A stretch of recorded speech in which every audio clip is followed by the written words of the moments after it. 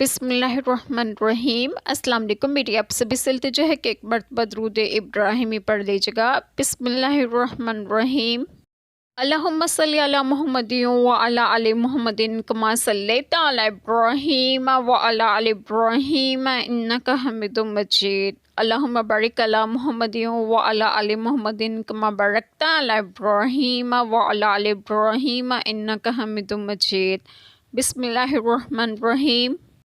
क्या मुल्क में उनका कुछ हिस्सा है, ऐसा हो तो लोगों को तिल भर ना दें।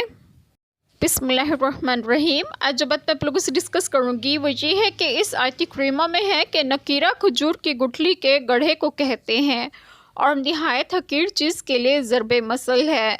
ये लोग जो फ़ैसला सुनाते हैं कि कौन हदायत पर है, उन्हें ये फ़ैसला सुनाने का हक़ और अख्तियार किसने दिया है। अगर इस किस्म के फ़ैसले का हक़ और अख्तियार उनके पास होता तो ये इस कदर कम ज़र्फ़ और तंग नज़र हैं कि किसी दूसरे को ज़र्रा बराबर भी इंसाफ ना देते।